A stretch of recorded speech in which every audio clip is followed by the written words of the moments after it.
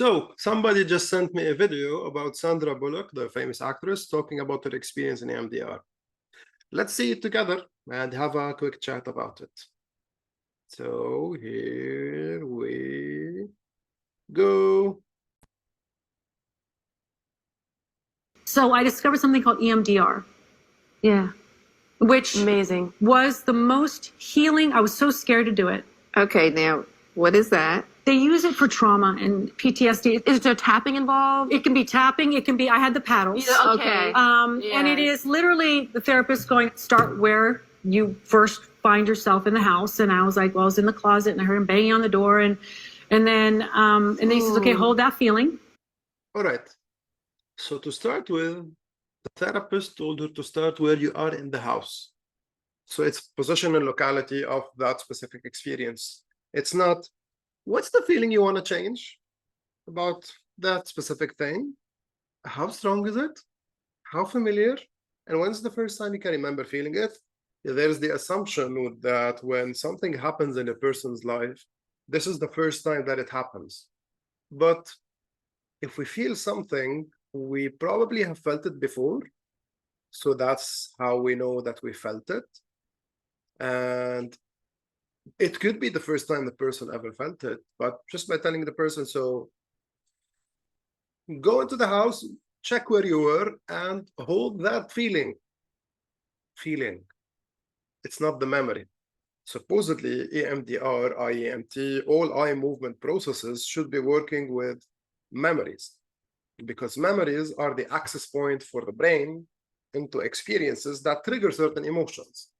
If the person is holding on to a specific emotion, how does one hold on to an emotion?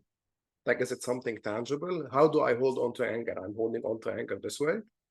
I hold on to anger, I hold on to fear, I hold on to anything by focusing on the way that I enter into it. Let's see how she continues.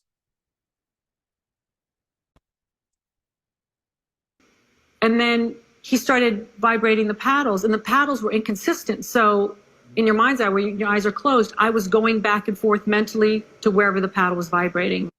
So notice the pronoun jump. In your mind's eye, you go where the paddle is vibrating. So I started going left and right.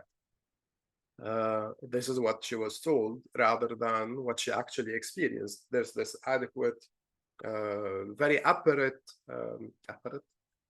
very clear pronoun jump, where this is what she's been told and this is what she experienced.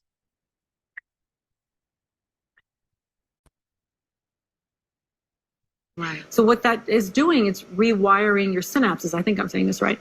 And so by the time he took me through, it was about 2 hours worth, I realized I'd gone on this entire... So two things. Is it rewiring your synapses, or is it just changing the way you see things, the perspective that you're seeing things?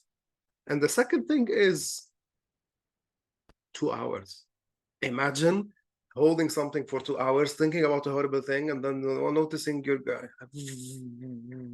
going from one thing to another for 2 whole hours. No wonder people who do EMDR end up feeling so drained after the experience. Journey, and it was inside my house, but all of a sudden it went to unsafe relationships, unsafe childhood moments, unsafe thing. And when I got out of it, I realized I have surrounded myself often.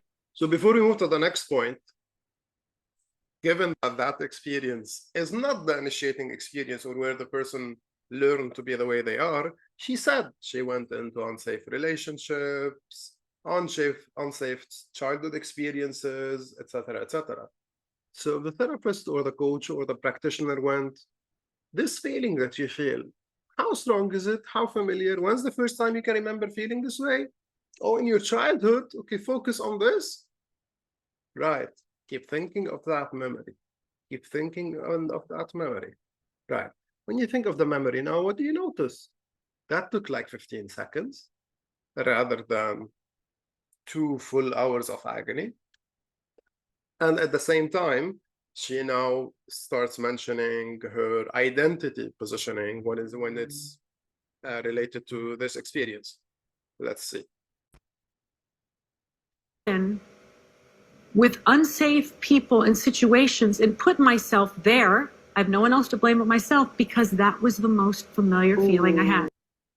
So she mentions that I put myself in unsafe places with unsafe people because that was the most familiar thing to do. This self that you blame, how old is the self? And where is the self? And what's happening around the self? Right. And these unsafe people, where are they? How old are they? What's happening around them? Positional locality of that specific identity reference that she's giving.